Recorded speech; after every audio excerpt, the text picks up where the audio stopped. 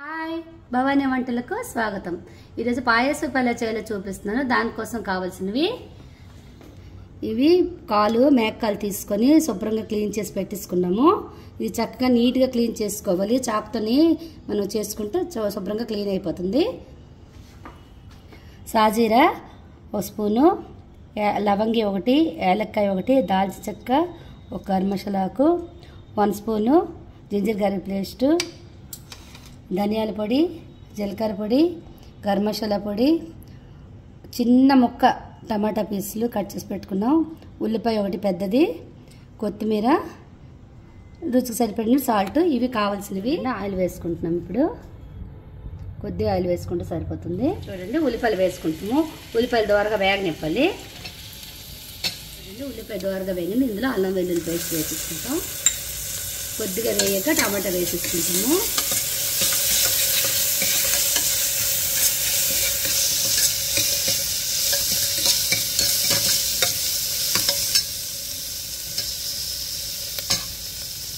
టమాటా వేసుకున్నాక 2 మినిట్స్ వేగనివ్వండి। అన్నీ వేగిపోయి కదా అవి। ఇప్పుడు గరం మసాలాకు, ఏలక్కాయ, లవంగం, దాల్చిన చెక్క అన్నీ వేసుకొని, సాజీరా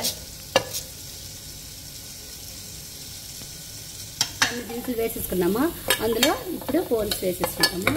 వేసుకొని 2 మినిట్స్ వేగిన తర్వాత మనం పెట్టుకున్నాం కదా కారం, ఉప్పు అన్నీ, ఆ తర్వాత వేసుకుంటాము। ముక్కలు ములిగినట్టు వాటర్ వేసుకోవాలి। వేసుకున్న తర్వాత మనం పెట్టుకున్నాం కదా ఆ దినుసులను వేస్తాము। ధనియాల గుండ, జీలకర్ర గుండ, గరం మసాలా గుండ చిన్న టేబుల్ స్పూన్తో వేసుకుంటాం, టీ స్పూన్తోని।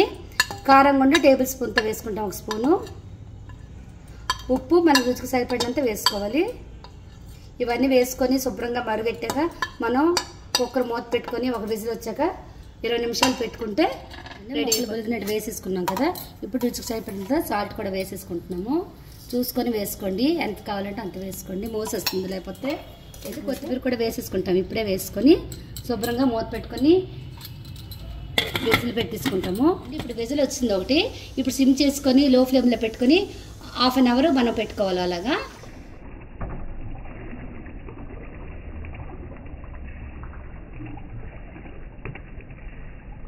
బౌల్లో తీసుకున్నాం కదా, ఇప్పుడు బటర్ వేసుకుంటాము।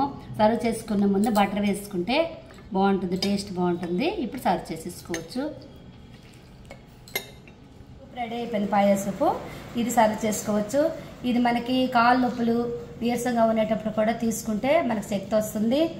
చలికాలంలో చల్లగా ఉంటుంది కదా, వేడివేడిగా తీసుకోవచ్చు, జలుబు తగ్గుతుంది, బాగుంటుంది। మస్ట్ ట్రై చేయండి। నా వంటకాన్ని మీకు నచ్చితే లైక్ చేయండి, షేర్ చేయండి, సబ్స్క్రైబ్ అవ్వండి।